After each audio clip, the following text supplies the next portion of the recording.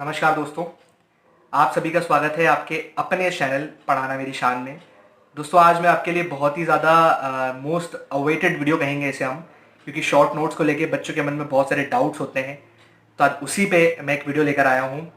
बहुत सारे लोगों ने मुझसे पूछा भी था कि सर इसके बारे में कुछ बताइए कि हम कैसे बनाएं। और जनरली डाउट क्या होता है कि शॉर्ट नोट बनाने क्यों हैं, कैसे बनाएं और क्या फ़ायदे हैं। तो जब तक हम स्टूडेंट्स को एक चीज़ों के बारे में पता नहीं चलता है कि क्या फ़ायदे हैं, कैसे बनाने हैं और क्या रीज़न है बनाने के पीछे, तब तक हम शायद नहीं करते एफर्ट। तो आज मैं आपके सारे डाउट्स क्लियर करूंगा, यहाँ पे आपको सब बताऊंगा कैसे बनाने हैं, क्यों बनाने हैं, क्या लॉजिक है। तो बहुत सारे लोगों का डाउट भी रहता है कि हमें नहीं आ रहे हैं बनाने, हमको समझ ही नहीं आता कि हम कैसे बनाएं। तो एग्जाम्पल्स देके वो सारी चीज़ें मैं यहाँ पे क्लियर करूँगा। तो बस आज का टॉपिक हमारा यही है। तो जिन्होंने मेरा चैनल सब्सक्राइब नहीं किया है वो कर लें, ताकि इस तरह के और वीडियोस आपको मिलते रहेंगे आगे। और चलिए बिना किसी देरी के हम स्टार्ट करते हैं अपनी आज की वीडियो। तो दोस्तों, पहले हम ये जान लेते हैं कि नोट मेकिंग हमारे लिए इंपॉर्टेंट क्यों है। तो मैंने उसी के 3-4 पॉइंट बनाए हुए हैं। पहले आपको पता होना चाहिए कि आपके लिए नोट मेकिंग इंपॉर्टेंट क्यों है। सो हमारा पहला पॉइंट है, can not refer to the study material या फिर slash book again and again. आप अपने स्टडी मटेरियल जिससे आप पढ़ते हो या जो भी आपकी किताबें होती हैं, आप उसको बार बार रेफर नहीं कर सकते। अंत के समय में आपके पास टाइम कम होता है और आप अपने पूरा जो स्टडी मटेरियल होता है उसको फॉलो नहीं कर सकते हो, क्योंकि उसमें बहुत टाइम चाहिए होता है। इसलिए नोट मेकिंग बहुत इंपॉर्टेंट है। हमारा अगला पॉइंट है, revision will become difficult. Revision जो है वो बहुत डिफिकल्ट हो जाएगा अगर आपके सोर्सेज वही रहेंगे जो आपने पहले पढ़े हैं। तो आपको इकट्ठा करना पड़ेगा, यहाँ वहाँ से बहुत सारी चीज़ें होती हैं। तो रिवीजन में आपकी जो शॉर्ट नोट होते हैं वो बहुत हेल्पफुल होते हैं। Without short note you can't revise again and again. ज़्यादा नंबर ऑफ टाइम रिवाइज नहीं कर पाएंगे आप, तो वो भी एक अपने आप में एक प्रॉब्लम है। उसके बाद हमारा अगला पॉइंट है, easy to recall keyword in exam. अब इसे समझने की कोशिश करिएगा। देखिए, जब हम शॉर्ट नोट बनाते हैं तो हम कीवर्ड के माध्यम से बनाते हैं। कीवर्ड करते हैं, उसमें हम मैप मेकिंग करते हैं, बहुत सारे डायग्राम्स बना के, फ्लो चार्ट बना के, टेबल बना के हम चीज़ें रिमेंबर करते हैं, याद करते हैं। तो कीवर्ड क्या होता है कि हमें याद आ जाते हैं। अगर हम शॉर्ट नोट पढ़ते हैं उसमें हम कीवर्ड डालते हैं, उससे ही हमारा सारा चीज़ें हमें याद रिकॉल हो जाती हैं। तो वो एक फ़ायदा है नोट मेकिंग का। उसके बाद हमारा अगला पॉइंट है, easy to understand the crux of topic. इसका क्या मतलब है कि जैसे मान लीजिए हमने फ्लो चार्ट बनाया हुआ है। अब फ्लो चार्ट से हमने डायरेक्शन देके चीज़ें बता दी हैं। अब हमें उसके बारे में बहुत सारी चीज़ें वहीं से पता चल जाती हैं। टॉपिक का जो भी क्रक्स रहता है हम समझ जाते हैं देख के ही फ्लो चार्ट कि हाँ ऐसे ऐसे चीज़ें हैं, इसके बाद ये चीज़ हुई होगी, फिर ये हुई होगी, फिर इसके बाद उसके जो भी सर्कमस्टेंसेस हुए थे या जो मतलब ट्रीटी वगैरह हुई थी, वो सारी चीज़ें वहाँ से हम रिकॉल कर लेते हैं। तो हमारे लिए टॉपिक को समझने में भी आसानी होती है कम समय में। पूरा पढ़ेंगे तो बहुत टाइम जाएगा, तो कम में हमें ये बेनिफिट मिलता है नोट मेकिंग से। उसके बाद हमारा आखिरी पॉइंट है और सबसे इंपॉर्टेंट पॉइंट यही है कि revise maximum in minimum time. कम से कम समय में हम ज़्यादा से ज़्यादा रिवाइज कर सकते हैं। इसलिए हमारे लिए नोट मेकिंग बहुत इंपॉर्टेंट है। अगर हम शॉर्ट नोट्स बनाते हैं तो कम समय में हम अच्छा खासा रिवाइज कर सकते हैं। आपका एग्जाम है, 4 दिन बाद पेपर है आपका, अब आप पूरी चीज़ें पढ़ेंगे तो दिक्कत होगी। तो कम से कम समय में ज़्यादा से ज़्यादा रिवाइज कर सकते हैं। ये नोट मेकिंग के फायदे हैं। अब हम देखते हैं कि नोट मेकिंग में हमें किन बातों का ध्यान रखना है और कैसे बनानी है। तो यहाँ पे हम बेसिक्स देखेंगे। नोट मेकिंग के बेसिक्स क्या हैं, क्या बेसिक चीज़ें हमें याद रखनी है नोट्स बनाने के वक्त। तो हमारा पहला पॉइंट है, यूज़ A4 साइज शीट। देखो, हमें ये शीट क्यों यूज़ करनी है, क्योंकि क्या होता है जनरली अगर हम कॉपी वगैरह मेंटेन करते हैं तो उसमें एक तो क्या बल्कि लगती है, क्योंकि जनरली वो कॉपी होती है। पेजेस बहुत ही छोटे में, हमारा अगर कोई 3-4 पेज का भी नोट्स है किसी टॉपिक के, तो वो छोटे लगते हैं और उससे मेंटल फर्क पड़ता है। कॉपी आपको हमेशा मोटी लगेगी, बड़ी लगेगी।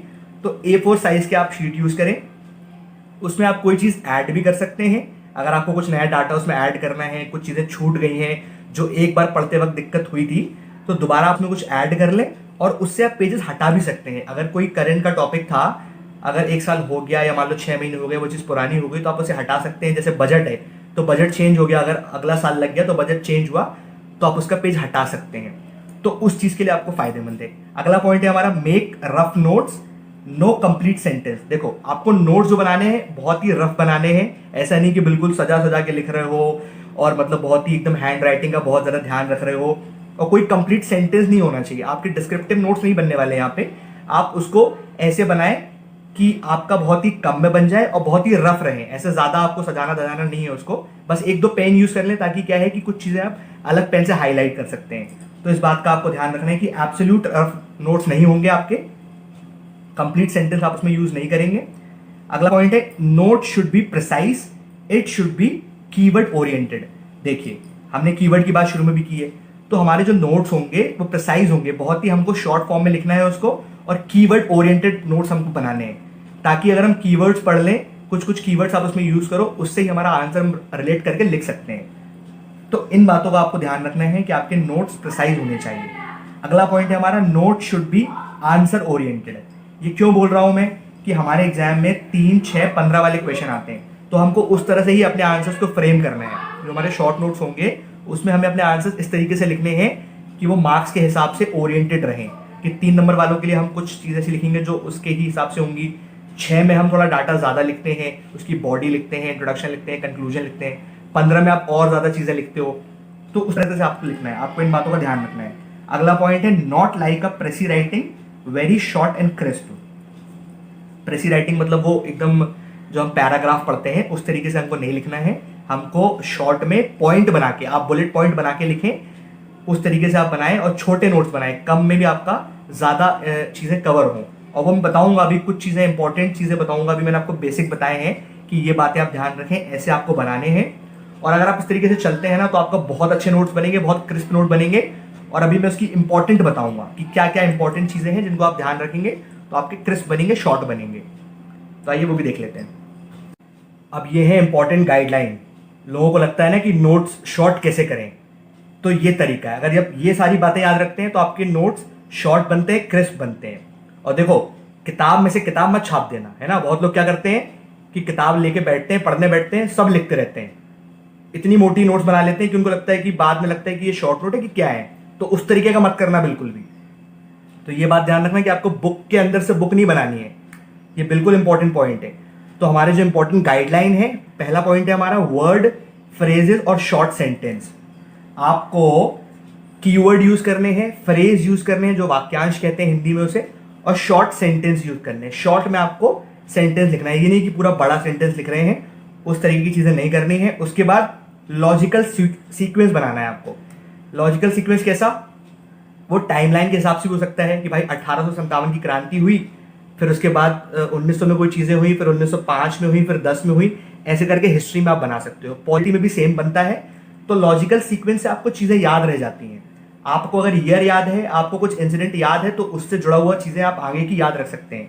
तो सीक्वेंस इज वेरी इंपॉर्टेंट, तो आप ये याद रखें। उसके बाद एब्रीविएशन है, जैसे कि आप शॉर्ट चीजें कर ले, जैसे IMO है, UNO है, PF, ऐसे करके मैंने एग्जाम्पल लिख दिए अपने मन से। तो एब्रीविएशन करें आप अपने उसमें यूज, तो आपके क्रिस्प बनते हैं। सिंबल्स का आप इस्तेमाल करें, इंक्रीजिंग डिक्रीजिंग ऑर्डर में एरो बताना है, कोई चीज़ बढ़ रही है, घट रही है, इकोनॉमी में अगर प्राइस हाइक हो रहा है, आपका जो होते हैं चीज़ें, है ना, एरो बता के। आप लॉजिकल सीक्वेंस भी इस तरह का होता है, फ्लो चार्ट बनाते हो आप जब, तो एरो बता के कि इसके बाद ये चीज़ हुई, फिर ये हुई, ऐसे करके आप हिस्ट्री में, पॉलिटी में, आप हर जगह, जैसे कोई एक्ट पास हुआ है तो इसके बाद फिर ये एक्ट आया, फिर मतलब चार्टर एक्ट आया 1813 का, फिर 1833 का आया, उस तरीके की आप चीज़ें, और उसमें उसकी क्या क्या इंपॉर्टेंस है वो आप वहाँ लिख दें आसपास, और पेजेस छोड़ें या फिर बाद में उसमें ऐड कर लें, उस तरीके का आप बाद में कर सकते हैं। शॉर्ट फॉर्म जैसे कि मैंने यहाँ पे अपने मन से बनाए हैं, IMP इंपॉर्टेंट का आप सब जानते हैं, एग्जामिनेशन को आप एग्जाम लिख सकते हैं, GOVT गवर्नमेंट को आप ऐसे शॉर्ट करके। तो ये सब तरीके हैं, ये देखिए बहुत छोटी छोटी चीज़ें आप सब जानते हैं, बट क्या है कि आप इसे इस्तेमाल करें, आप इन सब चीज़ों का यूज़ करें। तो लोगों के मन में जो डाउट होता है कि शॉर्ट नोट कैसे बनेंगे हमारे, हम तो करते हैं तो हमारे ज़्यादा बन जाते हैं, तो इन सारी चीज़ों को आपको अप्लाई करना पड़ेगा, वहाँ पे एप्लीकेशन बहुत ज़रूरी है।